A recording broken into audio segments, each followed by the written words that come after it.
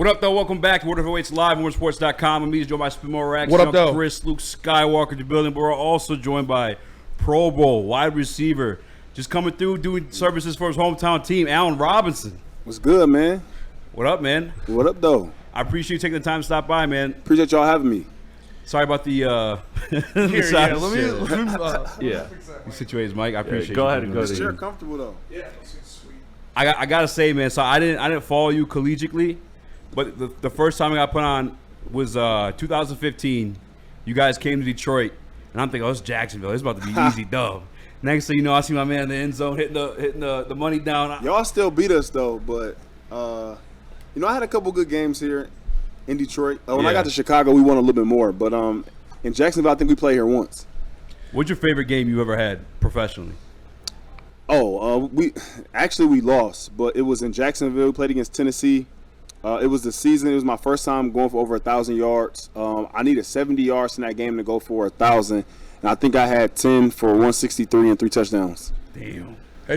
I did follow you collegiately.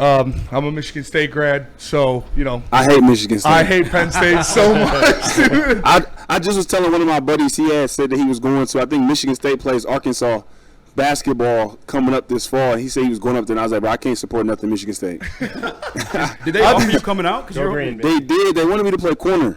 Oh. So they're the only team in the Big Ten that I didn't get a chance to play against when I was in college, and them in Michigan was number 1 and 1B on my list of teams to play. So I got to play against Michigan, but I never got to play against Michigan State. Did you play him in the big house? I did not. I wanted to play them in the big house. Yeah. They came to State College and we won a 4 overtimes. Pretty crazy game, but I did want to play them in the big house. Yeah. And Did you do well? I did. I caught the catch at the end of the game to kind of take us into overtime. But I had a good game and we won it for overtime. Had a tip on a field goal block. So it was a Close game. yeah. Yeah. Yeah, that's that. You came out after the sanctions? Or no, the sanctions were right when you got there. Yeah, so sanctions happened. It all kind of went down. We were sanctioned my sophomore and junior year. So the sanctions came down going into my sophomore year. What made you stay? Bill O'Brien had just came in. He was coming from the NFL. He was coming from the New England Patriots that had just come off the Super Bowl run. They lost to the Giants. But with the staff that he was bringing in and with his football IQ, and I had just been named a starter that spring going into my sophomore year, and I knew I was going to get the rock. Yeah. So I'm like, man, you know what I'm saying? My goal always was to get to the league. And I thought that was still the perfect situation for me to be able to do that. Yeah, especially you already put in that work at the game, the starting spot. Yeah, getting the starting spot. And then at the same time, our receiver coach, he had came from the Buffalo Bills. We had Bill O'Brien who came from New England. So we had NFL guys who kind of knew, and even then it's nobody who can speak to NFL players and NFL prospects more than a coach who's already been in the NFL. Yeah. So from him talking to us every day in meetings and then also throughout the draft process and stuff, the word that him and Coach Stan Hickson, my receiver coach, the weight that they had, held a lot. I got to ask, man, just for the Lions fans in the chat, obviously you from Detroit, what went wrong in that playoff game from your perspective against the Commanders? I tell everybody, to me, it felt like, based on the injuries, it felt like we were a team that was just kind of like, our grip slipped off of a cliff. That's what it kind of felt like. It was like, as we were getting injured and more people were getting injured, it was like we were just kind of losing grip, But as far as like personnel-wise, with a healthy team, I know a lot of people can try to say this, but I think last year, a healthy Detroit team, we win the Super Bowl. I mean, and again, that's easy to say sometimes, but as well as when you get into those kind of playoff games and situations when you're playing against a Jaden Daniels, you need everybody healthy. At the end of the day, if we had had Hutch healthy, if we had had some of the players in the secondary healthy, we had CD, he was hurt. Yeah. And some of our other linebackers, Liam was hurt. We had, so for us, when you have and when you're playing against those kind of calibers of players that deep into the playoffs, you need everybody. Granted, we had a team that had great depth, and I think that our depth held their own throughout the course of the year. But sometimes when you get into the playoffs, man, and injuries. I mean, look at the NBA playoffs. Halliburton is nursing a calf injury. Sure enough, last night they get beat pretty convincingly. So, when you get to this stage of the game and playoff sports, whether it's football, basketball, whatever, you need your guys healthy. And looking at a guy that came back from injury for that playoff run for the Lions and Alex Anzalone, Right now, he's sitting out, because I think he's trying to get the contract to be the highest paid linebacker on the team. When you look at when he came back, what was kind of the vibe in the locker room? Like, he broke his arm, and the dude's already out there playing like a madman. Yeah, and probably if it was left up to him, he would have came back a little bit sooner. But, for us, I think that just was the true testament of the guys that we had in our locker room. I think what makes it so cool is that, the secret sauce that I feel like the Lions management have is the character of guys that they bring into the room. Yeah. I think that across the board you have guys who want to be coached hard. You have guys where if it's a walkthrough and guys miss a protection or miss a route, a change or something like that, they want to see it again. They want to get the rep again. And when you have guys like that in a locker room like that, man, everybody across the board, wants to be out there and wants to be playing with their buddies. You played for two great culture coaches in terms of Mike Tomlin and Dan Campbell. What were the, differences between those guys? Because obviously everyone kind of buys in. Mike Tomlin hold it down over there for a very long time. Doesn't seem like he's going anywhere anytime soon. What were the differences between them? Because they're both great culturally, but obviously different personalities. Yeah, they have a lot of similarities. And I would say, a lot of, I would say from difference-wise, it's actually pretty small. Their approach to the game each and every day with the players, is such highly detailed. And I think that's kind of how it is across the board. I think that Coach Tomlin, with what he's been given talent-wise and so on and so forth, he has a little bit more leeway as far as, personality-wise. He's coached AB, he's coached Le'Veon Bell. Yeah. So he's coached some characters where he's had to change and mold even a little Pickens bit. now. Yeah, and even Ben Roethlisberger, he's been able to coach some big personalities and being able to get so much out of those guys. Whether it's the Pouncey brothers as well. He's been able to create a culture where you bring guys in and allow them to be themselves, rather than a little bit different than Detroit, and the culture that they have is a little bit different on that front. And who wins that fight? Oh, huh? Who wins that fight? Mike Tomlin or Dan Campbell? Dan's a big dude. I'm not gonna lie. You don't really know how big Dan is until you kind of meet him in person. For me, meeting him for the first time, I'm like, damn, man, Dan's a big dude. I said, listen, man, Coach Tomlin's my guy, so I can't count him out. I just say Dan is a big dude. That's fair. And you've also caught passes from two very high-profile quarterbacks from this city. Like, as much as I want to talk about Blake Bortles, because I'm a big Blake Bortles fan. Stafford and Goff. Obviously, everybody loved. They're chanting his name at games now all over the city. Matt Stafford, he's the guy, the turncoat, the guy who left and went and won a Super Bowl somewhere else, but was the prodigal son in Detroit for a long time. What are the differences between those two, playing with them, how they command a room and stuff like that? Yeah, again, those two guys are very similar. And I think that when you're drafted as high as those guys and, approach the game as professional as those guys do, it's a lot of similarities. But when it comes to overall, man, Stafford is a dude, man. He can throw the ball with his eyes closed, and he chooses to throw the ball with his eyes closed sometimes. I remember being in training camp. We're in the red zone, and he's looking the total opposite way and kind of gives me a nasty no look. I think, JG is a humble guy. He don't really care about, cool points. He's just going to get it done. You know what I'm saying? If he got to look at you, whatever the case may be. So, that's a little bit of a difference, But as far as both of them, man, two great quarterbacks. I also want to ask, man, Ben Johnson dipped out. What was some of the locker room reaction to that one? I think it was one of those things where, for me, again, I was only here for a year. But even as the year was kind of progressing, it just kind of felt, you knew that was kind of coming from a staff standpoint, that AG and Ben would probably, get jobs. You kind of knew that, So as we were kind of going down the stretch of the season, it was kind of like a last dance feel, if you will, a little bit. Again, those guys were very, very highly sought coaches, through the coaching process and coaching carousel.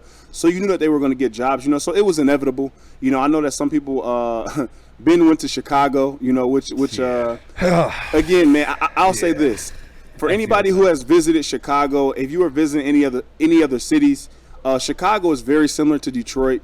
It's nice, so it's a hard city to turn down. So I definitely get and understand it, But again, I think everybody was happy for Ben. I think it's more so kind of like football banter, back and forth, between the rivalry between of the division with Chicago and Detroit. But I think everybody for the most part was happy with Ben. A coach who not only deserved it but earned it. Day in and day out in the way that he coaches. And again, he's been doing that for years now. How involved was you how much of a detriment do you think that'll be to the Detroit Lions moving forward now? Honestly, I think that when you have a person like Jarrett, I don't think it will hurt as much as maybe some other places. But I do think a big loss will be Frank Ragnow.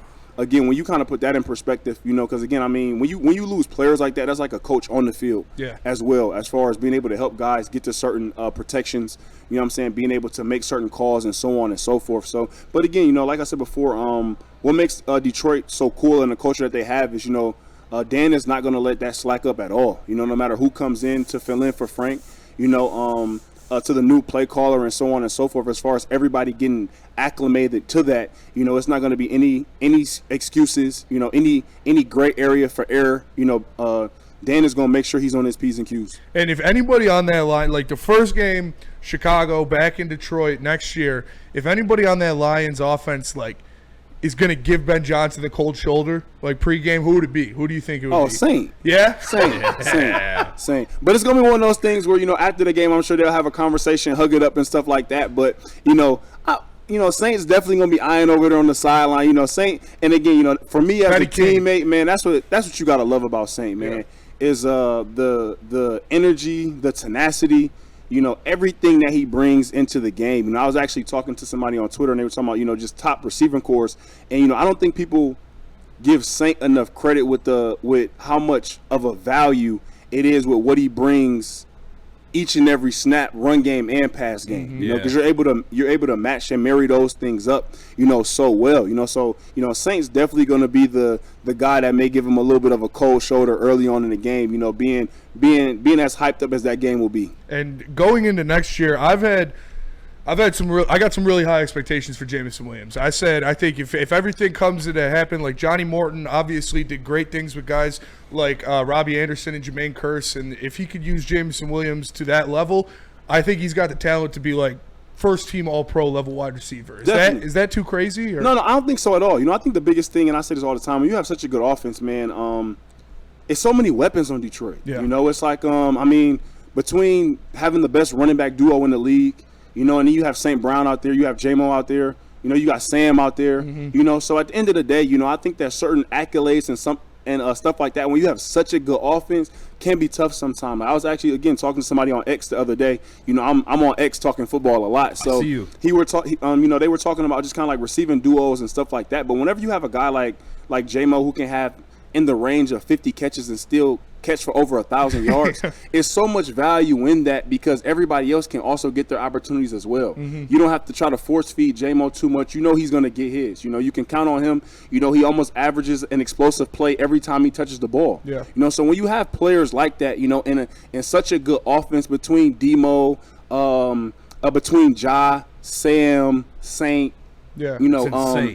you have a lot of people to get the ball to, so again, when it comes to numbers, those things can always fluctuate on really good offenses. And, you've got a 90-yard receiving touchdown in your career, and you look at how much pressure is it on a guy to when you make the perfect move, you get the perfect release, you're blowing past the DB, and you're just waiting for the ball to drop in your arms. Is there pressure, or it's just business as usual? It's business as usual. Again, for me, especially in that moment, as soon as I heard the play call come in, even kind of how it happened was we started at the 20-yard line. That was back when it was touchbacks to the 20. Yeah. So we started at the 20. We got it was a penalty that we had, I believe maybe a holding or something like that took us back 10 yards. And as soon as I heard the play call come in, I'm like, touchdown. Soon as I heard the play call come in, it was I believe at the time Brandon Browner who was guarding me. I knew he was going to press me. We had a route that converted to a go if I got pressed. So I knew as soon as I heard the play call come in, I was probably going to get pressed. And the only thing that I had on my mind was scoring. You practiced and played with one of the best in Jalen Ramsey. You had a great game. I just looked it up against Darrelle Revis. Yeah.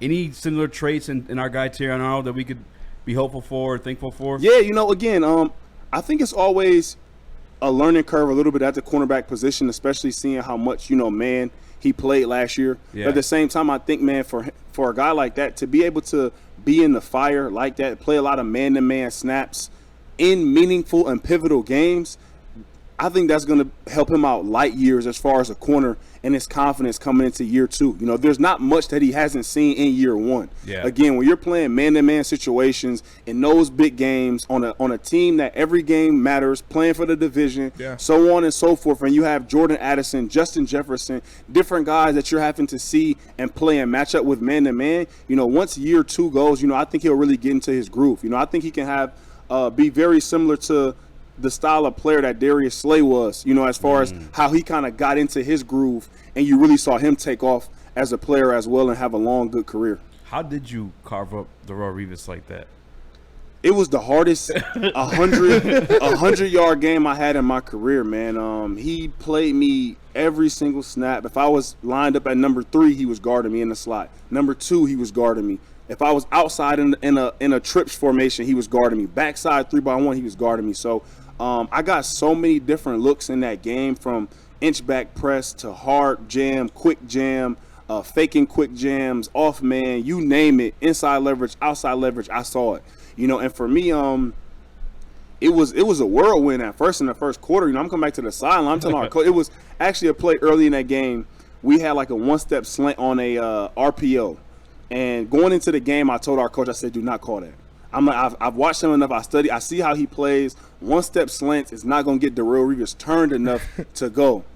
Soon as we ran that, I think it was either batted down or he picked it off, and I came back to the sideline. I was very frustrated. But my receiver coach, he's like, listen, just stay with it, stay with it. So it was a battle. It was a duel, you know. But, again, I had a good game, man, and it was a big learning lesson for me, you know, as far as being dominant at the line of scrimmage, you know. And from that game forward, every time I lined up and pressed man, you know, I was trying to make sure that I destroyed the defender across from me. And I really didn't, you know, because he tries to make you react off him by giving you so many different looks. And my game plan from that game forward was I was going to make every DB play me and play what I was going to do. I didn't care what they were going to do. They was going to play me first. Yeah. And we've obviously heard, you know, all the stories about Dan Campbell. We've seen him do the actual crazy things. We've seen the Antoine Randall give J-Mo, you know, the dad finger on the sideline. Awesome. What's like the wildest thing you heard from a coach with your time with the Detroit Lions? So Coach Campbell was just telling us a story.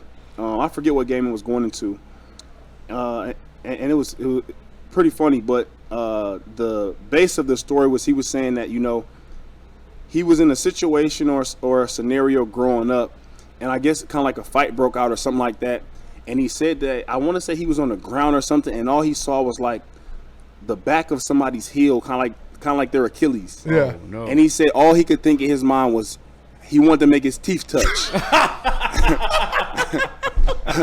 And I forget what game it was going into, man. I'm like, man, that's a true Dan story, man. And every time guys hear stories like that, man, it fires us up. Yeah. You know, just to hear a story from a coach, you know, and how just relatable certain things are, and the parallels between life and certain situations, handling adversity, you know, how those things are so parallel to an NFL season. Yeah. You know, I think he always kept that in perspective with us, you know, in the biggest games and in the biggest moments. You know, he'll kind of tell guys a story, you know, to just kind of knock the edge off a little bit and just to kind of give that parallel, you know. And for us, you know, last year in those situations, we thrived.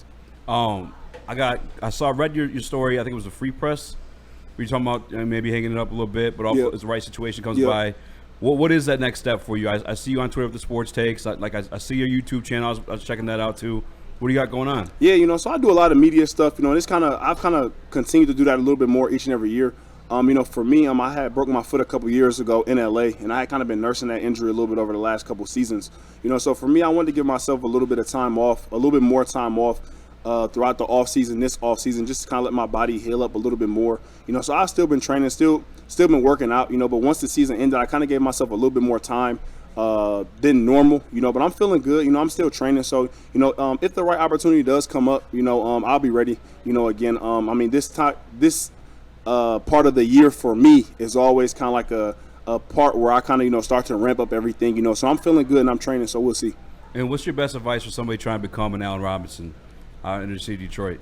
I would say for me, man, growing up, it just was about putting the work in, you know, and it was about dominating the person in front of me.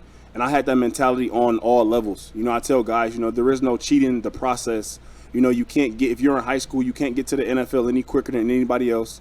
You know, it's a process. You have to, you know, go through the time in high school, go to college for 3 years, you know. So I tell guys, you know, just to kind of, you know, relax and not look so much to the next level. You know, everybody asks me, you know, advice coming from an NFL person, you know, but the high school game and college game, even from a rule standpoint, is so different.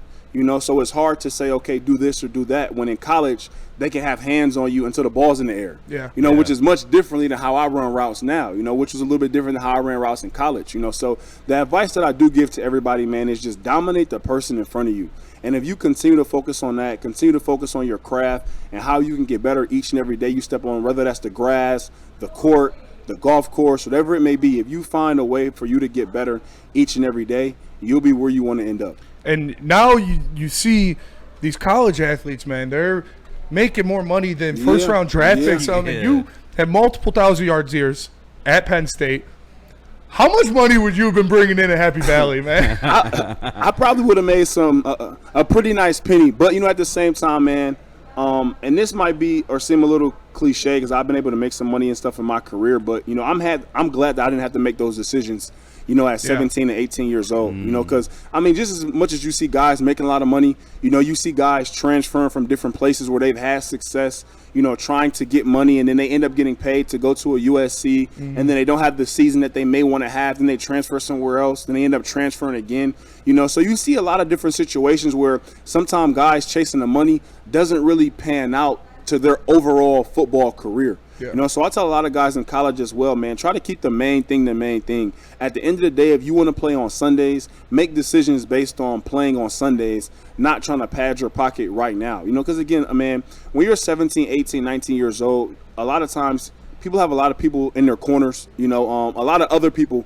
you know, who are trying to help them make decisions and so on and so forth, you know, who aren't having to be under the gun where their career is on the line, you know, to be able to say, okay, is this the right football decision that I'm making, or is this just a good financial decision in a moment? Because those things are two different things. Yeah, you have certain situations where, you know, both of those play hand in hand, but at the same time, guys may take the money now, you know, and depending on the circumstance and situation, you know, it may hurt you in the long run. So I just tell a lot of guys, you know, in college, now that there's so much money being thrown around, man, to just make sport decisions. And if your goal is to play on Sundays, then make decisions that support you playing on Sundays. That's great advice. That is great advice. Speaking of money, what's the first thing you bought when you signed that? You got that signing bonus in Chicago. You know what's crazy? I've never bought anything crazy, man. The biggest purchase that I've bought was I put a down payment for my house in Georgia. That was a few years ago after I was in LA. But for the most part for me, man, I haven't really bought nothing crazy, to be honest. A couple of chains. I did buy a chain when I went to the Pro Bowl. I had told myself if I go to the Pro Bowl and we win, it was a nice Cuban link chain that I was gonna buy. So I ended up buying that. But other than that, man, again, I've had my family here in Detroit, man, who have kept me very humble and very supported. You know, and when I say supported, meaning that, you know, I've never felt, you know, the need or urge to buy anything that I didn't, you know, absolutely want or need, I should say. So I haven't bought anything too crazy, man. And growing up in Detroit, man, I seen the Dream Cruise and went to the car shows and stuff like that. So I've never really been a car guy either, you know. Me so either. for me, you know, luckily I've had some luck in that area where I haven't had anything that has really, you know, had my pocket itching too much. Yeah. And I'd have been at Legends. You know if this is too on the spot, let me know. But could you give us your wide receiver Mount Rushmore? Like, who would be the top four of all time? Definitely Randy Moss for sure. Jerry Rice. I mean, this may sound crazy, man. He was in my draft class, man, but depending on how this year goes, this would be year 12. If Mike Evans can go for 1,000 yards again, man. Thank you, bro. no one talks about Nobody talks about I don't know how you don't ultimately, like, respect that as far as any kind of milestone, to just not only the availability to be able to do that, but across the board, you know, statistically being able to do that and performing at that level. Like I said before, being available that often to have 11 straight 1,000-yard seasons, you know, it says a lot, man. So he's definitely up there as well. And then I probably would say I gotta throw T.O. in there, man. T.O. is a different breed. T.O. is a different breed of a receiver. You know, I I know him and Randy Moss. You know, they have crazy statistic numbers, but you know, but I'll probably say those 4 right there. I respect the guy who talks the talk and then walks the walk, because you know everyone's trying their damnedest to take you out. Crazy too. For sure. Love me some me. Yep. Man, I appreciate you coming up and taking the time. I mean, you got anything you want to promote? I mean, I know you got the YouTube channel. Yeah, man, I got the YouTube, man. Follow me, Allen Robinson 313, man. I drop a lot of cool stuff on there, from a lifestyle content going to playoff games, boxing matches, and different things like that. You know, sporting events, food stuff. So follow me on there. Follow me on X. It's Allen Robinson as well. And again, man, you know, I'm always talking sports, man. And I enjoy, you know, the sports. I enjoyed being here in Detroit playing last year, man. That was a blast, you know, to be a part of what I would say, you know, the best season in franchise history when it comes to wins and offensive statistics. You know, I think that was something that was it was a surreal feeling for me, man. Growing up in the city, you know, seeing Dan Orlovsky run out the back of the end zone, seeing some 0-16 seasons and stuff like that, man. To be a part of a team, you know, that went 15-2 and from an offensive standpoint broke a ton of records, man. It was a blast being back in the city. That's gotta be amazing. Any hot sports takes you want to get off your chest? Anything that piss the people off? I think Oklahoma City closes it out. That's one. I'm very curious to see who the Pistons add to kind of help take them to the next level, man. I think they have some good options. I saw your KD tweet. KD don't want to come here though. I mean, but he wants to go back to Texas. But you know, I do think that because how I look at it is, man, it's like when you compare them to the Pacers, you know, I think they need a player similar to Siakam. You know, I think Cade is to me, Cade is a little bit better than Tyrese Halliburton. I think Halliburton has played a little bit better down the stretch. You know, again, it was a couple shots that Cade missed that could have sealed the deal and won the game that essentially Halliburton hit against the Knicks. So, you know, I think Cade is right there. You know, I think that if we can kind of get that next player who can be a 3-level scorer for us and be an efficient scorer, especially down the stretch, that Cade can also lean on a little bit when we need a bucket. And also shout out to the Tigers, man. They're doing their thing as well. Tigers fun to watch. Is that your hat company? No, it's not. It's somebody made these. A dude I know in L.A. He made a couple for me, man, and sent them to me. And not only is it comfortable, but I love the design of them. But it's extremely comfortable too. Yeah, those are cool. I saw that YouTube video. I was like, I'm not getting one of them. I appreciate it. I like unique hats, like something like no one else got on. Yeah, I appreciate it. And I did want to ask, who's the biggest psycho in the Lions locker room? Like you said, we've got a lot of great guys. They draft high character guys, but they also, when I hear Brad Holmes, Dan Campbell guy, I'm not thinking of like the Lions guys of the past. They used to be like choir boys. Dan Campbell, Brad Holmes just want dudes who love football. So you got some psychos in it. Who was like the craziest person in the locker room? I'll probably say Panay. Yeah? Panay is turned up, man. He's turned up, but you got to love it, man. Whenever you can have your tackle not only be as skillful as he is and have as much football knowledge as him, but also have a little bit of psychoness to him, man. You want that in your tackle. He grabbed Aaron Donald by the face his rookie year. And again, you want a guy like that up front in the trenches that's always towing the line. You know, if you don't have anybody that's challenging a person like Aaron Donald, you know, in some games, you know, for me, if I want any position group on my team on edge, I want it to be in the trenches. You know, I want those guys towing the line each and every snap. Be smart, play smart, but definitely toe the line. We talk about that all the time. I say you can't be nice and play offensive or defensive line because you're just trying to destroy the dude across from you every play. And again, like I said before, I think that's what makes it so cool about the Lions, because you have that in your receiver room. You have that in your running back room. You know, so you have that in so many different rooms with guys towing the line. To whereas again, man, it's like a boxing match. You know, it's like once you get late in the games, and we would see it last year. We would get late into the games with some of these teams, man, and they get tired of you pushing them a little bit to the whistle after the play, man. Those guys get tired of it. They get frustrated of it, and you just see them eventually bow out. And speaking of running backs, Williams last year, when Jack called him on the sideline, but like, you shouldn't be dicking around. And get out of bounds. And again, that's a prime example of when you allow guys to do that. You know, it allows for them to be a little bit more comfortable when at the end of the day for Caleb, it's like next time he's not going to think twice. He's going to get out of bounds. You know, he's going to get out of bounds. You know, we're not playing those games here. And speaking of running backs, real quick, I just thought of this. What was it like being reunited with your former teammate, David Montgomery, here in Detroit? it was great, man. I think David is a person that I love that he's getting the amount of credit and And not only notoriety, because I don't want to make it seem like it's a superficial thing, but for it to be on notice with how hard he plays, what he brings to the table each and every game, and for him to be able to be the heart and soul of a team, because he was that when we was in Chicago, you know. So for him to kind of have the exit for Chicago that I thought was pretty unwarranted for a guy with his skill set, with what he brought to the table as a running back, to see him to be able to come here and be in a culture that loves and embraces every part of that player, and to see him thrive like that, man, I'm happy, man. There's nothing, you know, for a vet to, whereas it's a person that you see that's drafted and come in to have the success that they're having now, man. It's awesome. You know, I'm happy for him. I love that for him. And I think he's going to continue to have success, man. I see he has his diet right. He's eating right. He trains hard. He has a good offseason regimen down. So, you know, for me as a person who, again, was with him when he was younger, you know, and try to help instill some of those things in guys as a vet, whether that's in conversations and so on and so forth, to see, you know, where he has come and where he has developed and just the player that he is, man, it's pretty cool to see. Alan, man, I really appreciate you coming up here, man. I appreciate you having me, man. Thank you. Yeah, thank you so much. Before we let you go, what's the record prediction for the Lions next year? Tough schedule. It is a tough schedule. We was 15-2 this year. I would probably say,